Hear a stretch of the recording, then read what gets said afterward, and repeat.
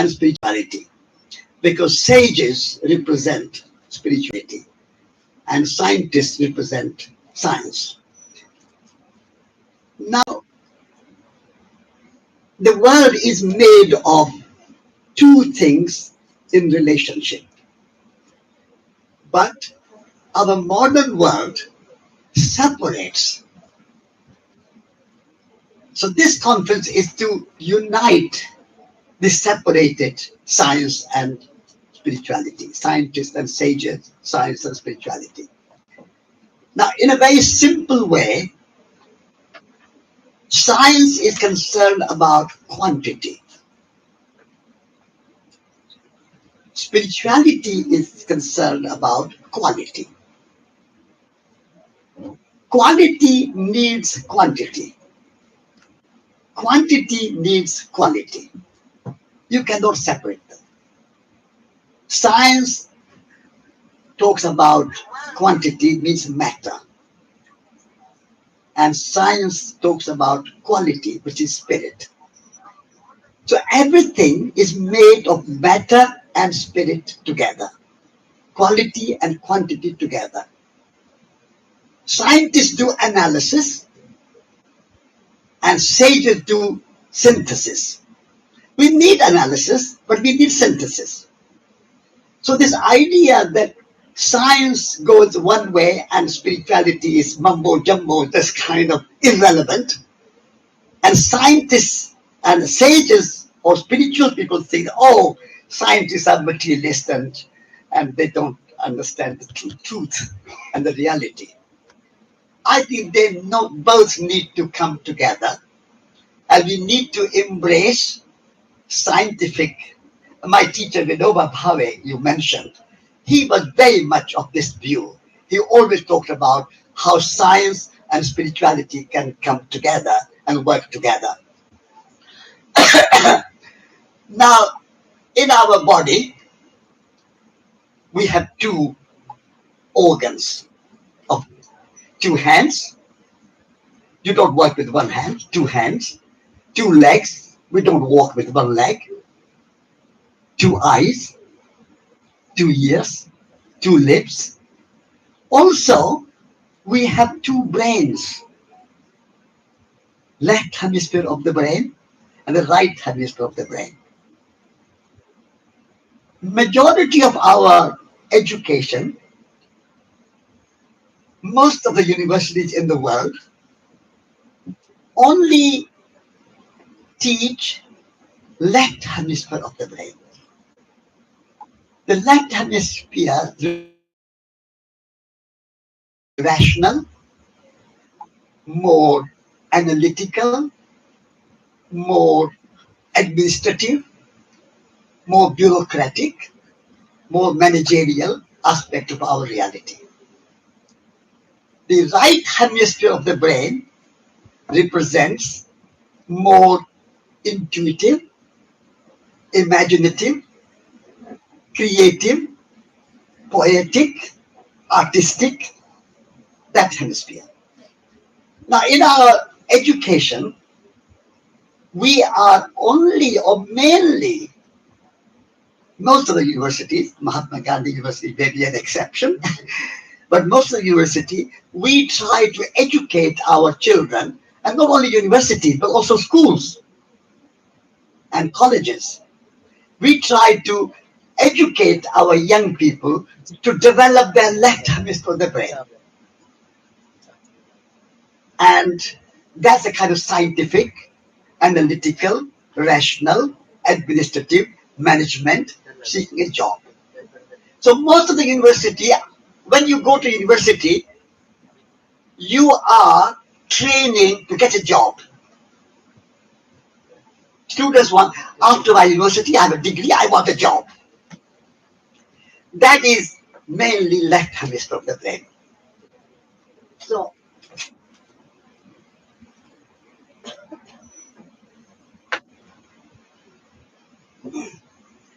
I would like our schools and universities to teach young people not just for jobs, but work. The There's a difference between jobs and work. What am I going to do which is a complete work, more holistic work, which is creative and makes me happy, makes me enlightened even. That's the kind of education Mahatma Gandhi envisioned.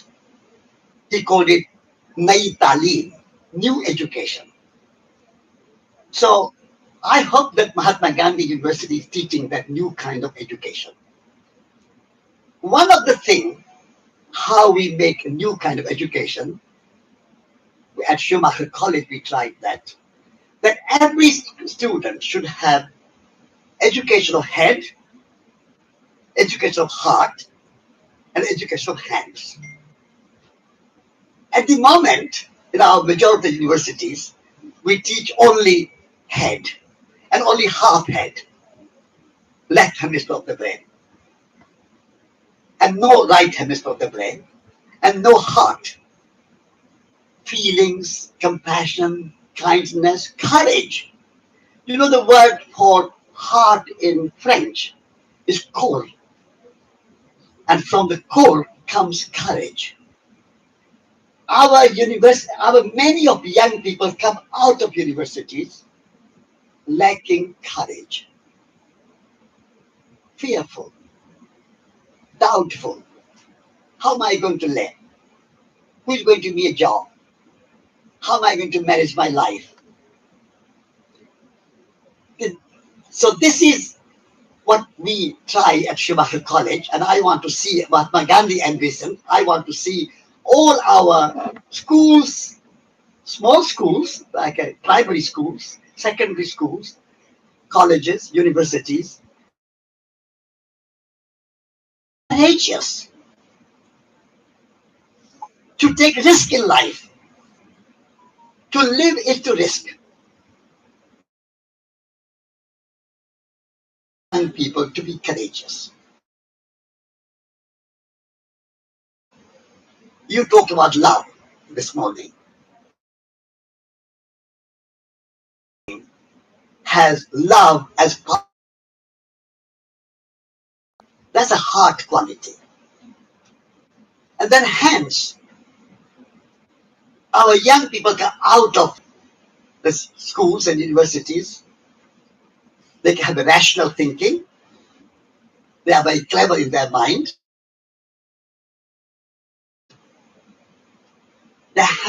These hands are a universe. Just imagine what your two hands can do.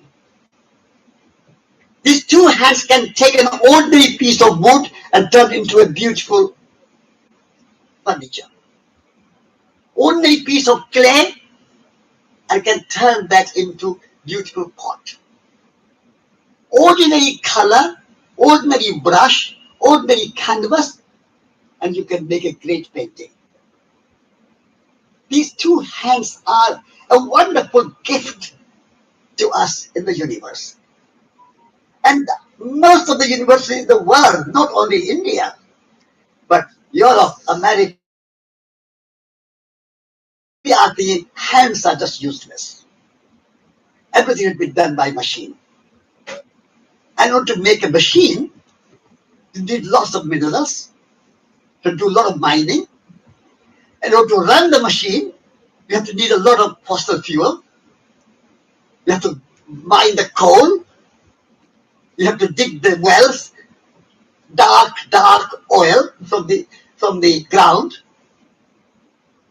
And you know the dark oil coming from the ground is a dark energy. And I call it underground. I mean, metaphorically speaking, the hell is underground. And so our energy coming from the hell, the coal and oil, the dark energy is coming from the hell. And therefore, if energy coming from the hell is creating hell on earth. And so we have global warming, we have climate change, we have pollution, we have waste. All that is created by this huge technological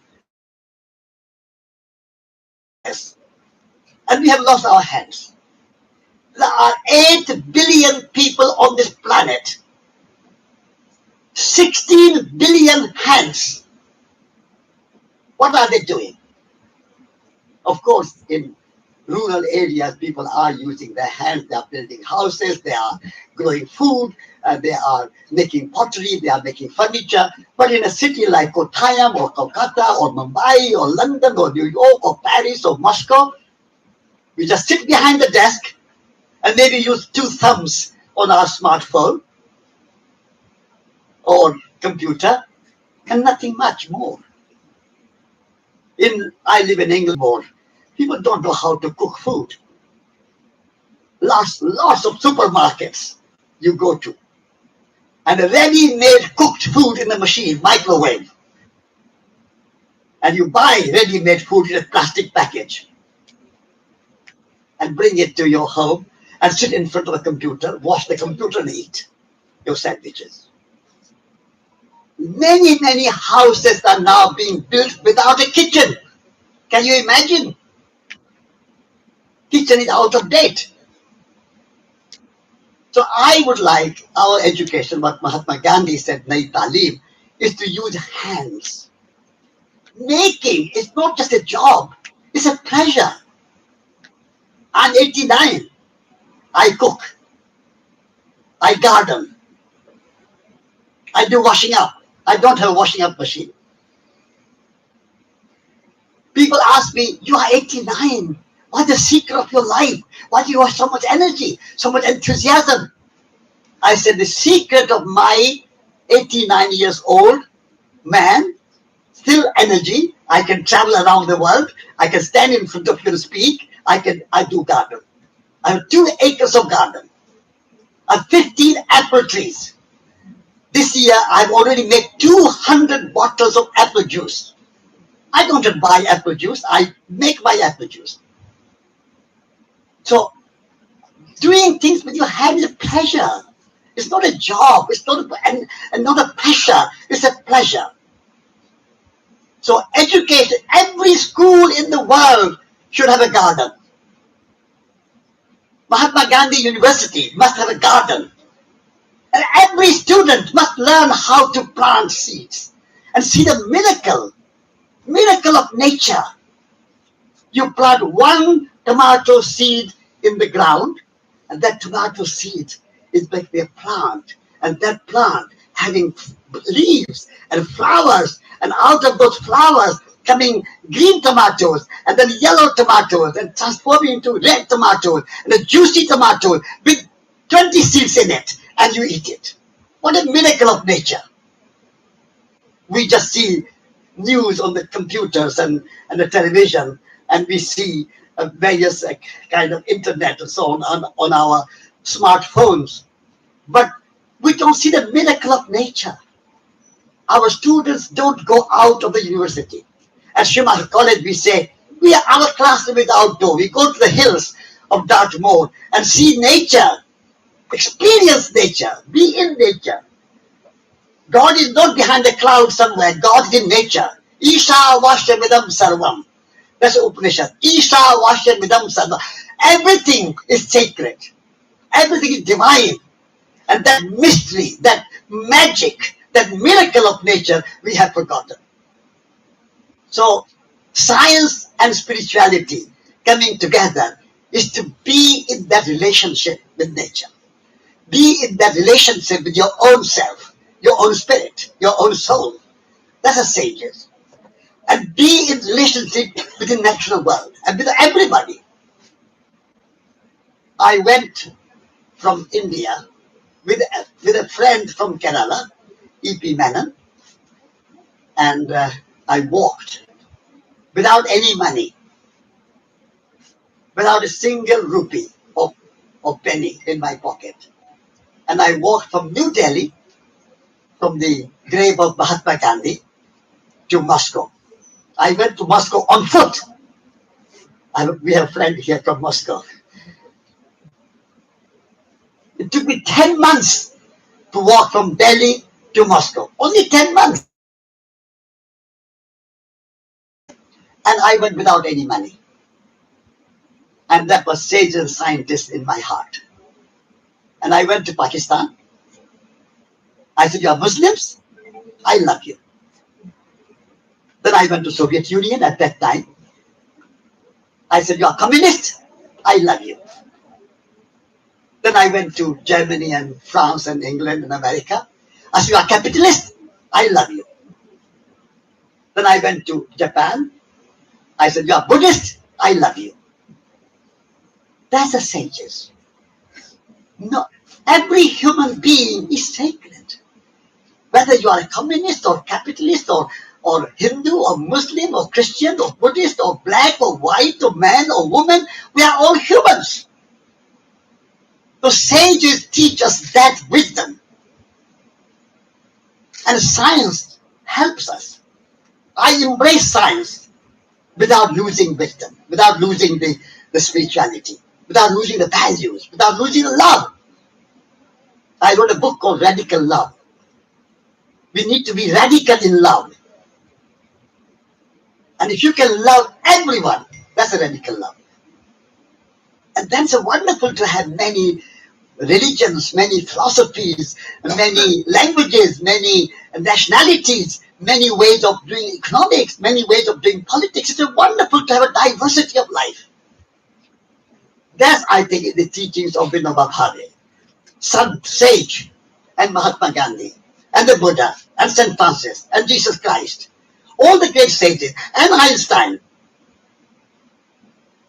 When Mahatma Gandhi was shot, Einstein said, paying his tribute, to say that it will be difficult to believe that a man like Mahatma Gandhi walked on this earth.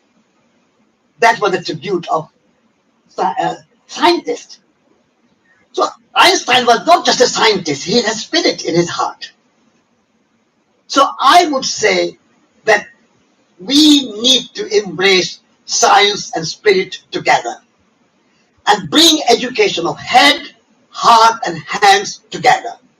This separation, this dualism, this disconnection, this lack of relationship is not going to make us happy. Only when you are in a relationship, you are happy. You love your wife, you love your children, you love your husband, you love your mother, you love your father, you love your friends, you love your neighbor. That relationship makes you happy. You have lots of money but no friends. You are not going to be happy. You have lots of money but your wife is deserting you or divorcing you. You are not going to be happy. But you have no neighbors hate you. This comes in relationship. When I have my friends, I have my husband, wife, children, parents, neighbors, everybody I love. Whether I have money or not doesn't matter. I never think of money. Money just comes and goes. There's a kind of an idea. The real thing is relationship. So this separation from science and spirituality, separation from scientists and sages, everything, as Cherian said, nothing can exist in this world on its own. Not a single atom, not a single electron or proton can exist by itself. Our body is made of billions of bacteria. We are made of sun and the moon and the rain and the earth and the air, the fire and the water, the consciousness, the spirit and the relationship and many, many millions of things. Relationship is the key to all our existence. And we have forgotten that. Individualism, separation. I'm a Hindu. I'm a communist. You are a capitalist. Diversity and unity dance. Do not separate diversity. The moment you separate diversity and unity, unity becomes uniformity. And diversity becomes division and conflict. We should embrace diversity and not turn into division and conflict. And we should embrace unity and not make uniformity. Everybody wearing same jeans and everybody drinking same Coca-Cola or everybody drinking same McDonald's or everybody same, wearing same jeans, blue jeans and same dress. I mean, India is a country and culture of diversity. And nature is diversity. We are all humans. We are all of you are mostly from Kerala. But no two Keralans, no two humans, no two Indians look the same. Diversity is a good thing. And so diversity and unity dance together. And we do not turn diversity into division and conflict. And we do not turn unity into uniformity. Many of our problems today in the world are that of desire to create uniformity. Whole world should follow one economic system. Whole world should follow one political system. Everybody should be either following America or Russia or China. Why? We must have that autonomy. Each and every individual is given their own mind. Each and every one of us. And so, this is what sages and scientists coming together means to me. That we are all united and autonomous. At the same time, it's a miracle, it's a beautiful. We are together and we are still individuals. All of us have our own brain, our own voice, our own heart, our own hands. We can be autonomous, build our house, grow our food, write our books, make our picture, make our furniture. We can do everything.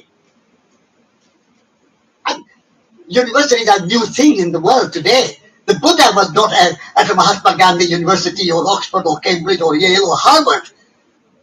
But can you produce a Buddha from Harvard and Yale and Oxford and Cambridge and a Kottayam and any other university? Can you produce a Shakespeare? Can you produce Rabindranath Tagore? You quoted. Rabindranath Tagore did not go to any university of life. Sages and scientists must come together. And many of our problems are in that separation, in division, in conflict, in individualism, and no sense of community, no sense of the sacred, no sense of the deep consciousness. Art, without consciousness. I mean, what is visible is physical. We need material. We need Holy Spirit and Holy Matter. In our Christian tradition, we say Holy Spirit. Treat matter as a sacred. Then sages and scientists come together. So, dear friends, I think it's wonderful to have this conference in Mahatma Gandhi University to bring sage scientists together and see the relationship. We are all related. We are all connected. We are all interdependent. No one can exist by. Just imagine your food is grown by farmers. Your clothes are made by some people. Your furniture is made. You are dependent on the sun. You are dependent on water. You cannot live by yourself. You can only live in relationship. How many teachers are teaching our children? How many doctors and nurses are looking after health? How many people are involved in what we are and who we are? And we forget that. I, ego. We cultivate strong ego. Sages and scientists, if they come together, we shift from ego to eco. Eco is a very beautiful word, from which economy, ecology, ecosystem comes. Eco means home. The Greek meaning of the word oikos is home. So we are at home, and home is a place of relationship. What is a home? Home is where you have parents, you have children, you have friends, you have a guest, you have a husband, you have wife, you have uncles, you have aunts. That's a home. And we have a kinship with nature. This planet is our home. The entire planet is our home. That's a Greek philosophy. That's a Greek wisdom. And economy, very beautiful word. We have turned economy into a kind of budget and profitability and a kind of bottom line. But economy does not mean that. What we seek of economy is a money-nomy. Money-nomy, management of money. Ecosystem, planet whole. So, my friends, let's have sages and scientists together in this conference, and let's build on that idea. Interconnected, interdependent, we are all friends and we love each other and make this world a beautiful place. And where do we start? We start with ourselves. It's better, like we started our conference by lighting a candle. Darkness.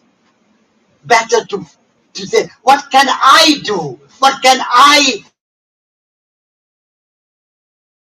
can I plant a tree? How can I write a book? How can I paint a picture? How can I sing a song?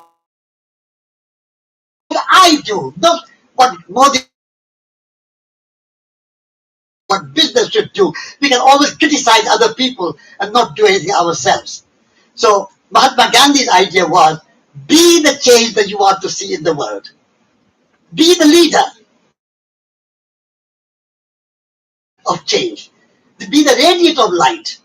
So let's start with ourselves and make this conference a wonderful event. Thank you very much.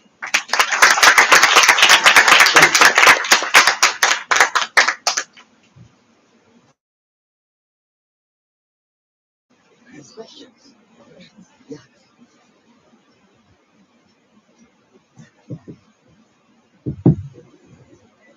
You know, you can ask questions to Satish, not at this forum, but after the second speech. Can we have the speech of um, Paolo Mori? So, will you read? Okay, please. How about you give it time?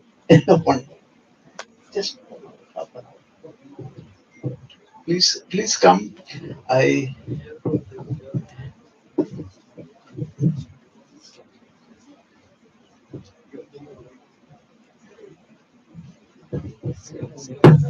Okay, so we have our next session, which is plenary session. We have our guest here, Dr. Paolo Molly Fletcher from Italy. Mr. Paolo Molly Fletcher is the founder and managing director of Atmanway Limited, an independent consulting organization that pioneers a unique approach blending strategy, wisdom, and action to facilitate growth and change in leaders, organizations, and society at large. Paolo is the initiator behind the Wisdom Dialogue Movement, a global initiative that champions silence and dialogue to activate a new dialogue for humanity. Informed by science and sourced out of wisdom, this dialogue serves as a powerful catalyst to translate love into action and foster enduring peace. As an advocate of peace mediation, Paolo has spearheaded significant global endeavors, including at the outbreak of the Ukraine conflict, the 24-hour wisdom mediation marathon, and monthly wisdom dialogue circles to silence the guns, embodying our fundamental interconnectedness. His work demonstrates how consciousness change and wisdom based leadership can create sustainable transformation in our world. I welcome Dr. Paolo Molli Fletcher to the dance. Thanks. Hello, everyone. What a delight to be here with all of you today. Such a gorgeous day. And I'm most grateful to be here in India again. Such an extraordinary land with a very deep wisdom and history, and the land of Mahatma Gandhi. I'm most grateful to be honoring today in this conference. And this conference is so beautifully organized with such an amazing panel of sages and scientists brought together. And I'm most touched and blessed by the remarkable opening and inauguration and the talk address, the very inspiring words from Satish. Thank you. So namaste and good morning again to everyone. I'm Paolo Molli Fletcher. I'm a strategist, I'm an educator, and I am a seeker, like probably most of you here today. And I would like to open up a reflection as we set the stage to create a sustainable future today. A reflection around three concepts, three words that are so vital today in this world. Wisdom, consciousness, and peace. How these three come together to integrate, to heal within ourselves, among one another, world at large. So before I begin, I just would like for you to just create space and breathe into these three words: wisdom, consciousness, and peace.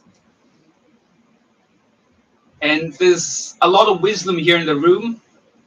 There's probably a great sense of consciousness, and maybe also a longing for peace. So I would like to invite each and every one of you to just breathe for a moment. Breathe into these three words. So take a deep breath and just breathe into the ground, into the land.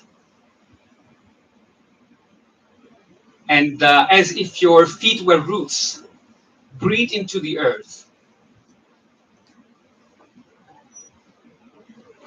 And from the earth, breathe up along the spine, up to the crown, like if you were a tree reaching up to the sky.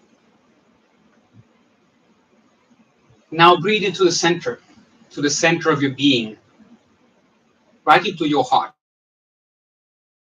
Above and below, the earth and the sky meet. Just stay there for a little while.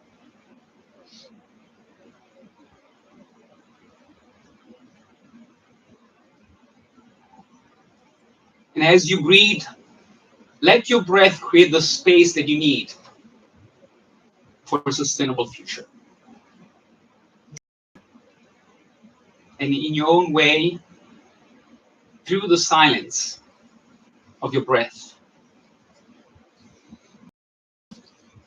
just allow your breath to connect you with wisdom, with your own sense of wisdom.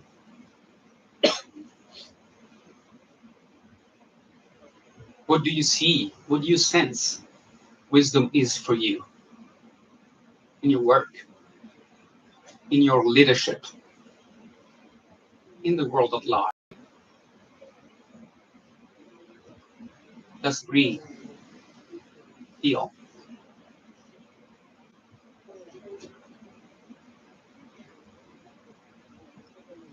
And through the breath, now allow yourself to engage with consciousness. There's a sense of consciousness. How does consciousness show to you in your work, in the world?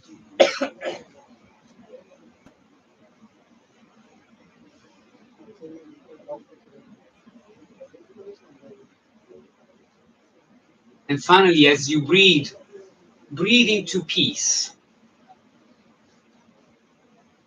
Sense the peace within and around you.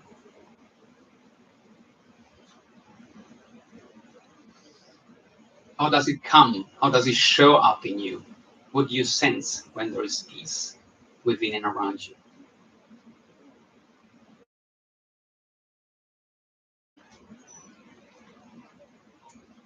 So thank you for holding the space, for breathing together as one.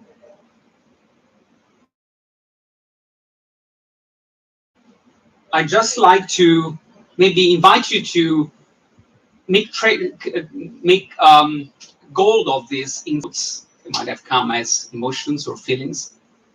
Just let them be with you as we set a bridge to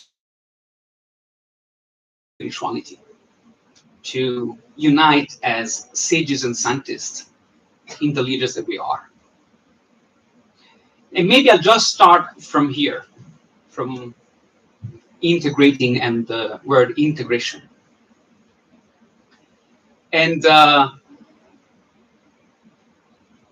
think that leadership at large is the glue that is supposed to align, hold, and integrate opposite views. And what allows us to see, sense, and integrate, to heal the fragmentation, to heal the disconnection, the disintegration in consciousness at all levels, logical level, the social level, and the spiritual level. So let's explore. And wisdom is a beautiful word and is often misinterpreted. There are many definitions associated with wisdom. And I'd like to start by saying that wisdom is not really knowledge. It's not something that we accumulate, that we possess, but rather something that we access within. And there are different definitions. But if we look just at Sanskrit, there are two beautiful words in Sanskrit. One is viveka, if I pronounce it correctly, where vik is about seeing as discerning. So to discern as a way to create balance. And prajna or pragna, that is the mix of jna, from where the verb to know in English comes from, and pra means to know intensely within. So just these two words tell us that wisdom is something more, greater, that goes beyond knowledge. And I wonder whether somehow wisdom is about seeing, about sensing, as if we are able to sense with all our senses, and that way we are able to see, as if we get a sixth sense. And what I found most fascinating is that in English, the word wisdom actually comes from the Proto-Indo-European root, vid, which translated in Latin, the root was derived in Latin, came videre, which means to see. And with avidya, another Sanskrit word that means ignorance. Ignorance as not being able to see. What we don't see, there's ignorance. Visual. And exactly, so from Latin, the videre, then also comes visus, which is eyesight. And from visus came, in English, vision, more as an inner sight. So it's beautiful that if we just blend all these words, we get a sense of something that is more forming inside as an inner sight, as an insight. So in such a way, wisdom to me speaks as something that moves inside, that allows us to see. And it is an inner and innate intelligence that we all possess, that we can all access, that allows us to see within really visible the potential in everyone and everything that wants to come forth. And in doing that, it allows us to integrate the visible with the invisible dimension. We've spoken about science being more visible and spirituality being more invisible, so that we can serve. And so what if wisdom is what allows us to see, to sense into a greater reality, into a bigger picture?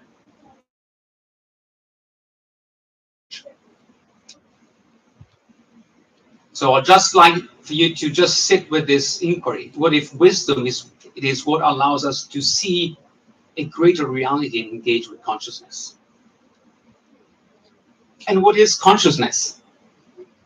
Again, there are many that connects us all, making us breathe as one into a big cosmic breath. In science, tell us that consciousness is a undivided whole.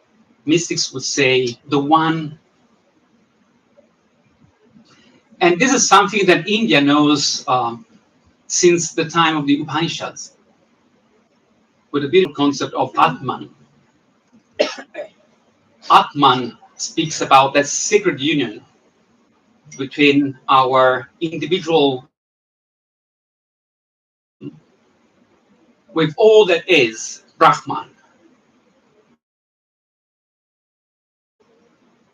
In a way, telling that there's a in each and every one of us. And in the word Atman and Atom share the same root.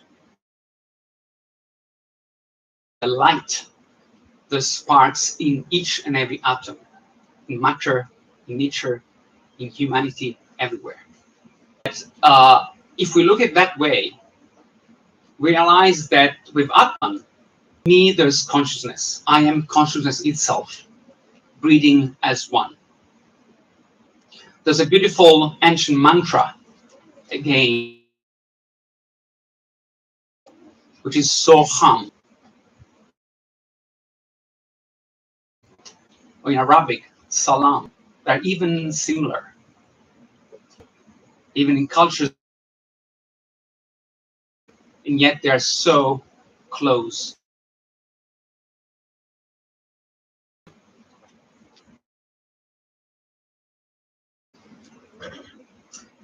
This idea of integration comes very beautifully with the word Shanti, that literally invokes us into integrating 3 times as a way to bring purity in our mind, in our speech, in our actions. So there's something around peace that speaks about integrating the head, the heart, and the hands. And that is precisely where we need to go to shift our perspective. Because most times, when there's an absence of peace, it typically has to do with a separation in the way we see things, in the way we think, in the way we feel, in the way we act. There's a separation in how I think and how I feel and how I act. It's where a dysfunction is created. And that happens at the personal level, at the organizational level, at a systemic level. So there's something that invites us to go into the head, the heart, and the hands. As essentially peace comes when we integrate and the spirit comes into our body and when we align vertically. And is it just also beautiful that yoga, as the word that means yoke, that means union, speaks again about that ability that we have to integrate our mind, body, and spirit as one. And doing that, be able to operate at a different level. And reconnecting with what is most sacred within ourselves, our sense of oneness, of sacredness that we have as being part of the world and the humankind.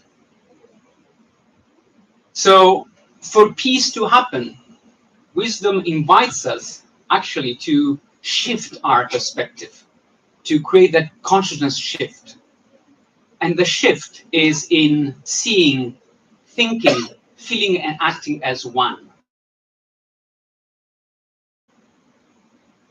Can I see myself an individual, isolated individual, as a part, as isolated part?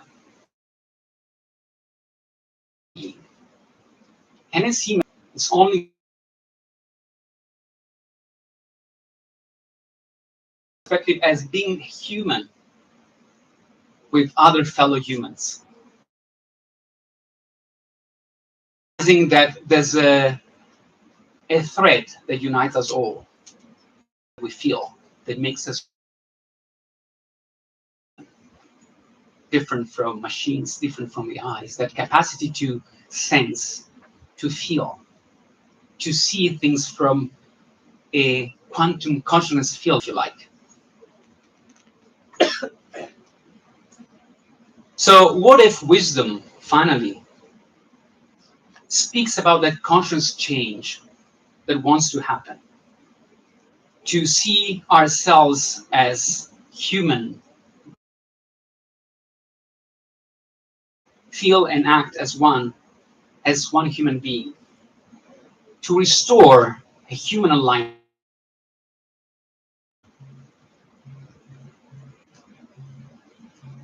And wisdom, to conclude, if it is about seeing, it's about choosing.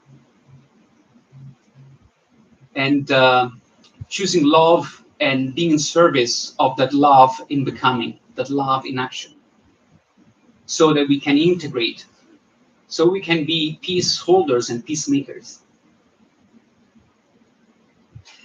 And seeing means discerning, and discerning means choosing. So wisdom ultimately is about a choice.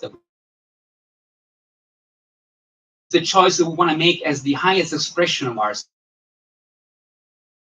And if you think called Homo sapiens, so wise man literally translates as wisdom. So beings with embedded within wisdom, as that capacity is inherent, is within us. So who do we choose to be as humans, as the highest expression of humankind? Do we choose fear? Do we choose war? Try and converge towards peace. Ultimately, is about agency. It's about leadership.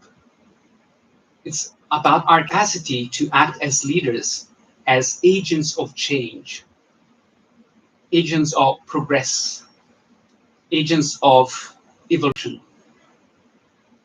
So who do we choose to be as leaders?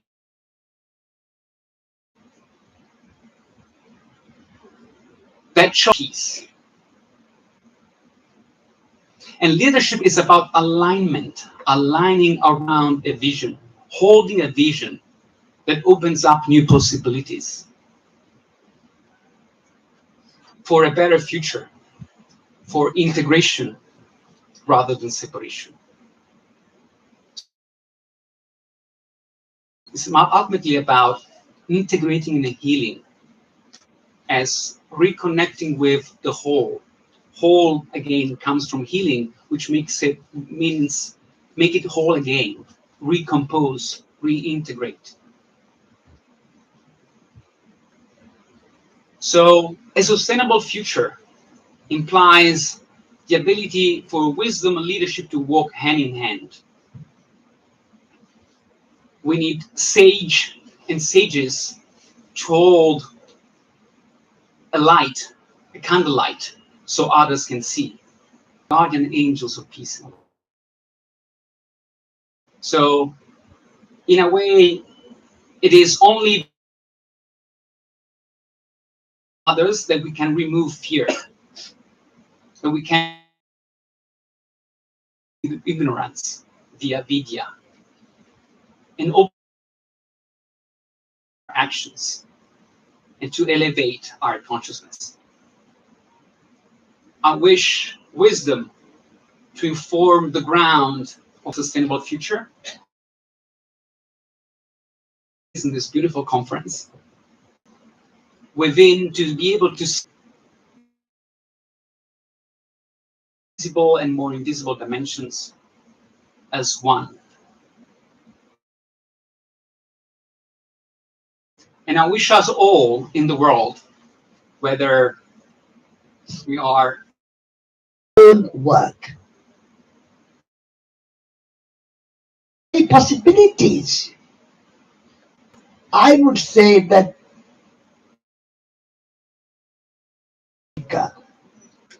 We are, but we are not consumers, we are makers. Kumaraswamy, he was from Sri Lanka, was a great art person, is a special kind of artist. So we are all artists, we are all makers, we are all poets. Poet, the word poet does not mean somebody who writes beautiful words on a page. That is a poet, but poet is more than that. Poetry, the Greek, which means to make, artisan, to make. So if we see ourselves as makers, artists, poets, creators, then we can, of course, work together with other people, form cooperatives and work together with other people. But create, you feel kind of energy, you have inspiration, you have skills, you can learn, you can practice. So I would like to see that kind of uh, uh, creating their work rather than seeking somebody giving you the job. That's my. Well, I can only second that, Satish. And I think what stands for me is that creating, being artists of our own life, it what connects us most to creation, to the creator, to really feel ownership and be really honoring the fact that we are humans that can create. Yeah, I'll just pause here.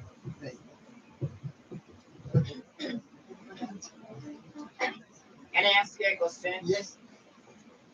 At the very outset, I would like to say that our journey towards a sustainable future is going to be extremely futile and would bring about catastrophically dangerous confusion and consequences for three reasons. First, the imminent arrival of unlimited and inexhaustible energy from fusion reactor of the so-called artificial sun, otherwise we call is experimentally advanced superconducting capabilities, will bring about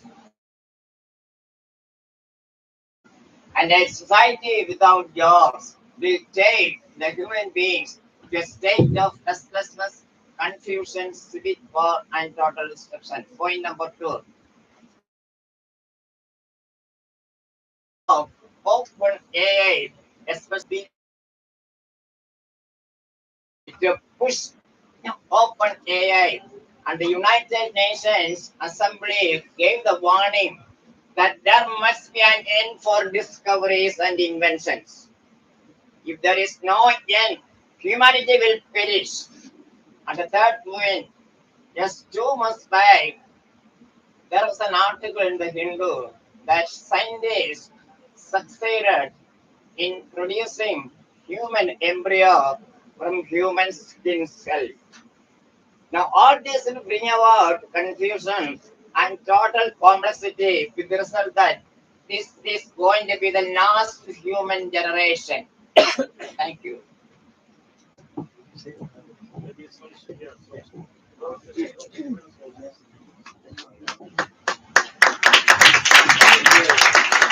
Yeah.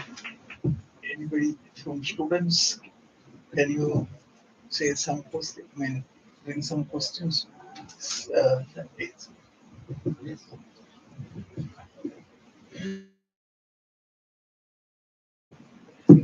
Hello. My question is rather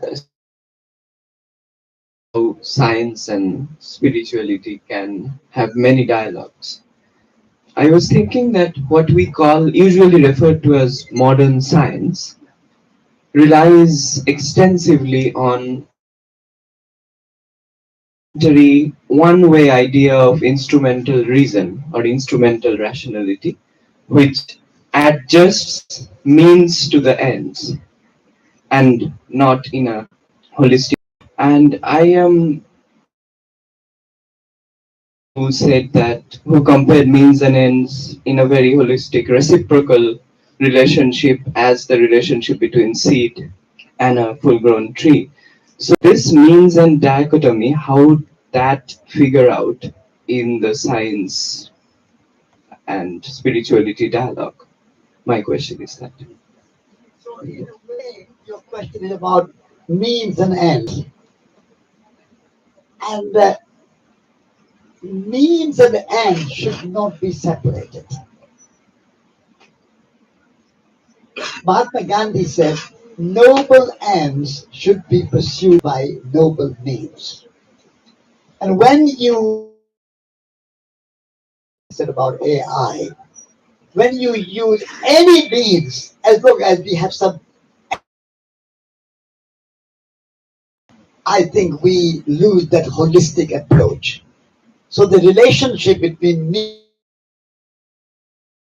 close, our means should be in congruence, in sympathy, in keeping with our ends. So if you want to achieve a happy society where people are creative and imaginative and artistic, and then our means should also be, means and ends should work together. Meaning means and ends working together, and seeds and fruits itself as a is a fruit, and in such a way and ends towards an evolution of our, rather than simply ends in accumulating power and resources just. For example, a demand as a means to an end is separate, first of all. We think that nature is out there and the oceans are nature. We are not nature. Use nature as a means for economic growth, for making this, building houses, etc. And this is where our ecological crisis is emerging. More waste, more global warming, more climate change, all those problems are coming. So, for example, this is one example, that if you relate with nature, not use nature as a means to an end, relate nature, and taking care of nature itself is the end.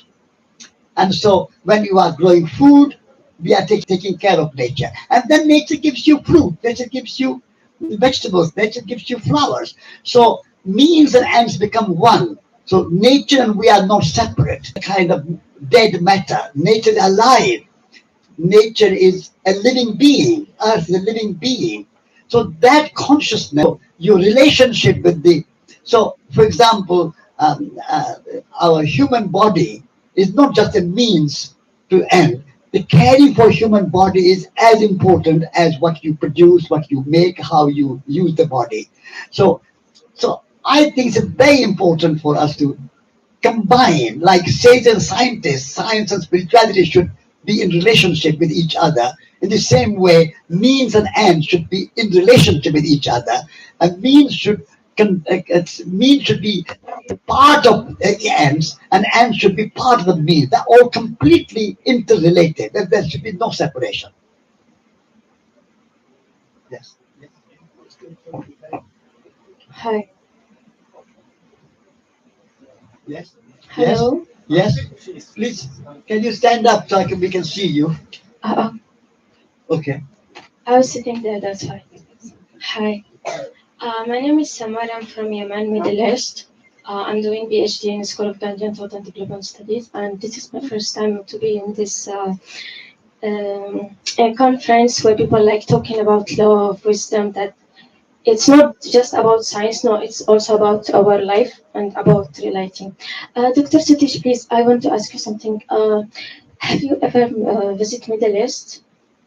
And if Middle East, Middle East, like, have you been to any Arab country?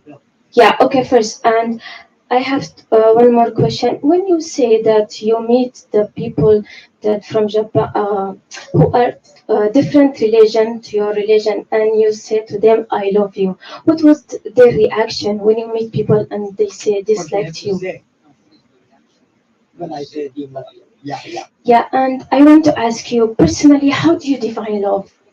I mean, Okay. How do yeah, you define from love? your own perspective, Yeah. not the Okay. answer, please, to Yes. the other sir. Wisdom, when you mentioned that about wisdom, see, for me, wisdom, I think it's from my previous experience in life.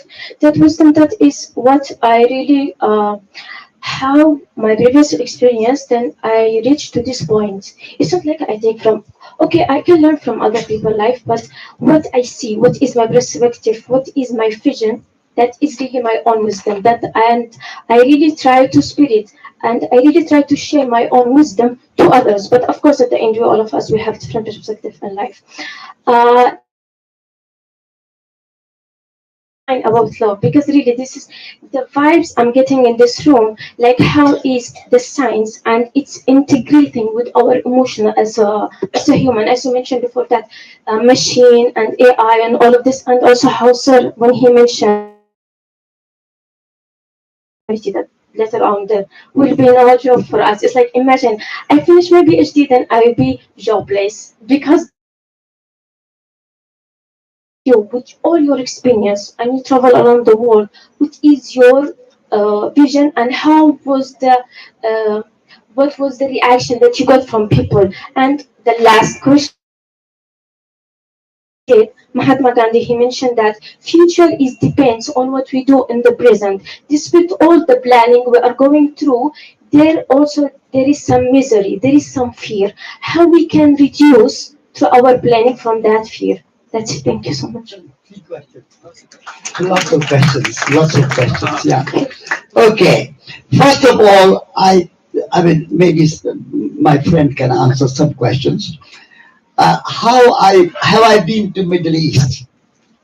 Yes, I walked through Afghanistan over the mountains, through Iran, 100 days, and then, as it was mentioned, I came from England to India by car overland, and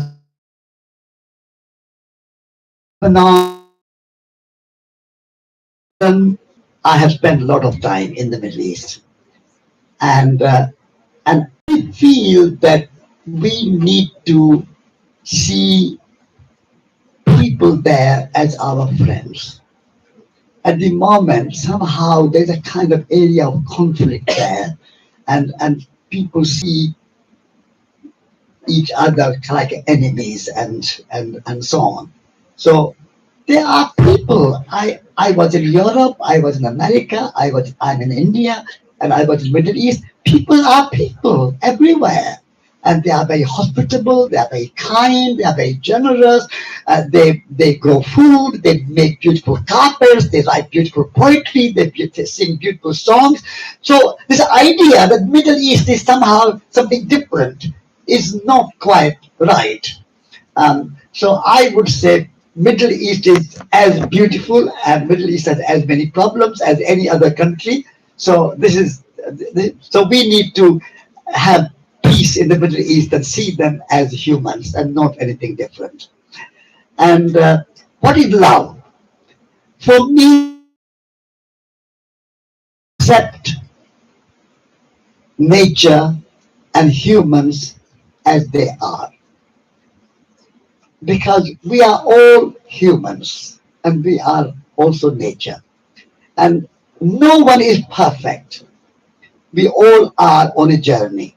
So accept everyone as they are, with warts and all, and without judgment, without criticism, without complaining, without condemning.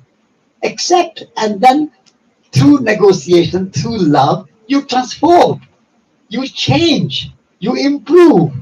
So through love, you can transform. But acceptance is the first step.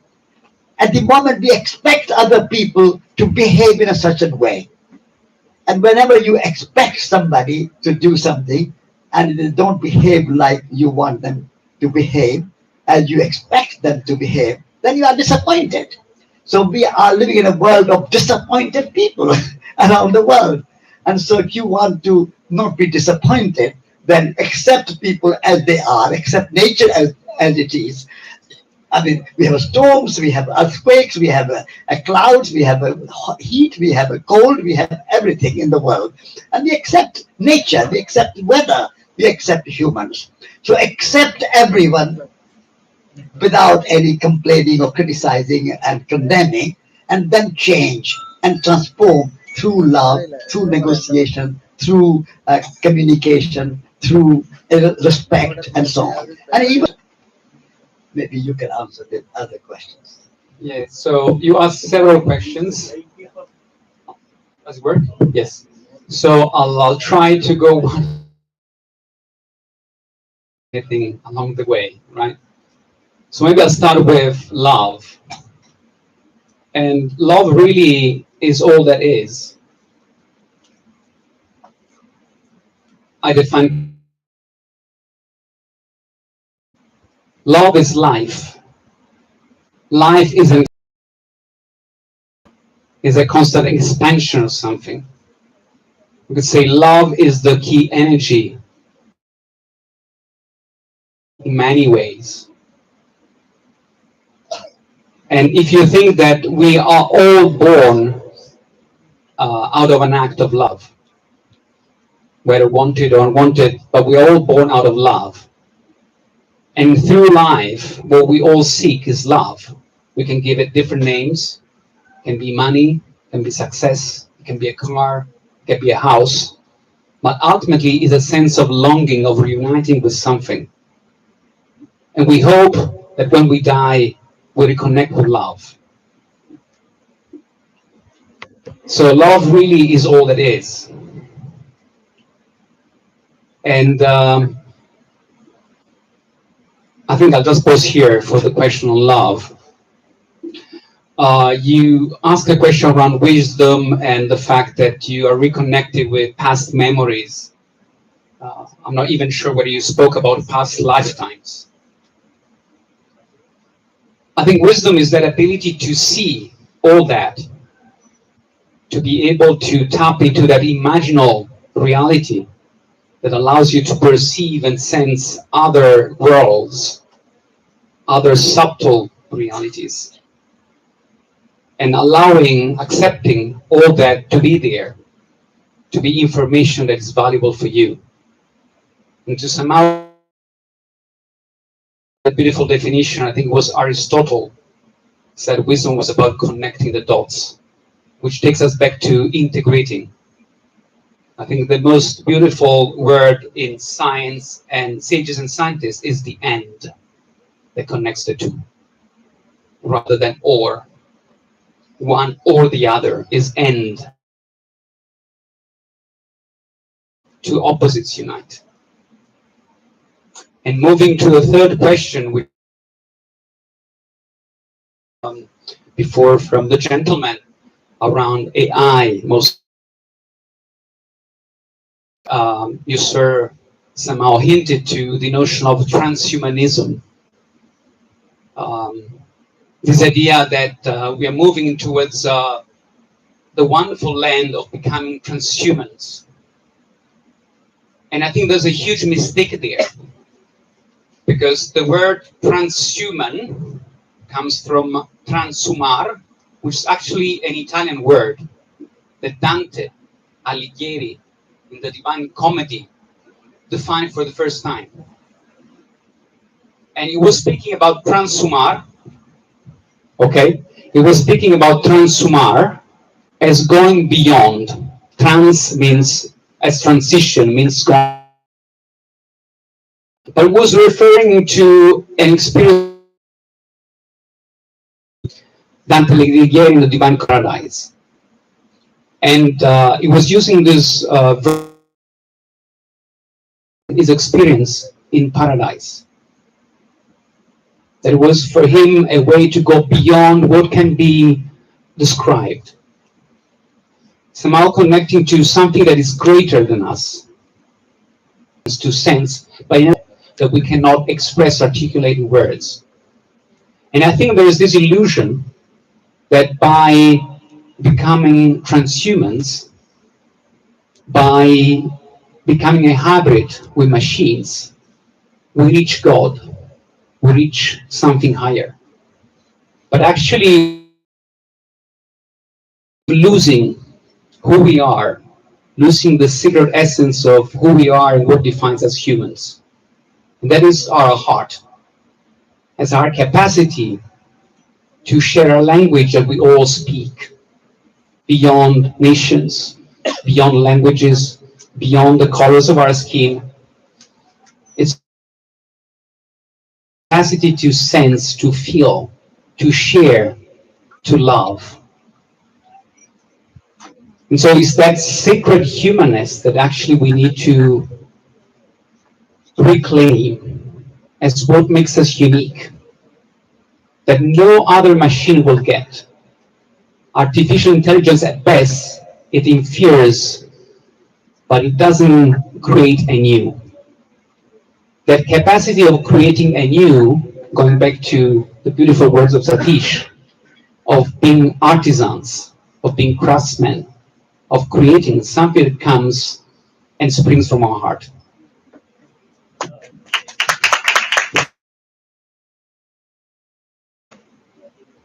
Time for lunch. So I would like to continue this discussion after the sessions. People can meet them, and let us conclude this session, right? And not say. We now have the honor of presenting shawl and memento to Dr. Satish Kumar as a token of our appreciation. I request Dr. Cherian Ipan, the chair of sessions, kindly present shawl and memento.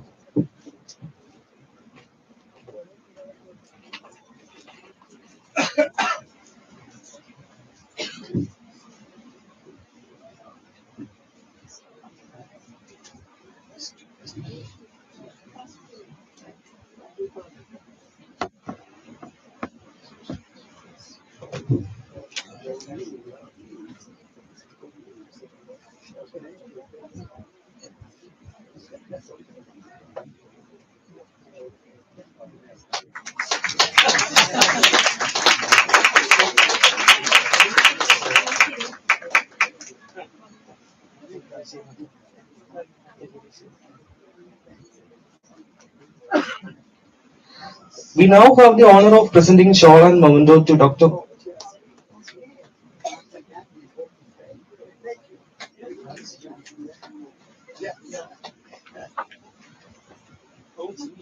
We now have the honor of presenting shawl and memento to Dr. Paolo Fletcher as a token of our appreciation. I request Dr. Cherry at the chair of session kindly present shawl and memento.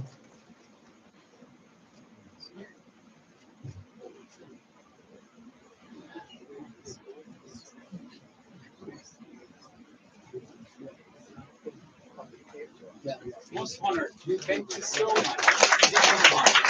I invite Dr. Cherry and Ethan to kindly receive a token of appreciation from Professor Naushad PP, the convener of the conference, for chairing the session.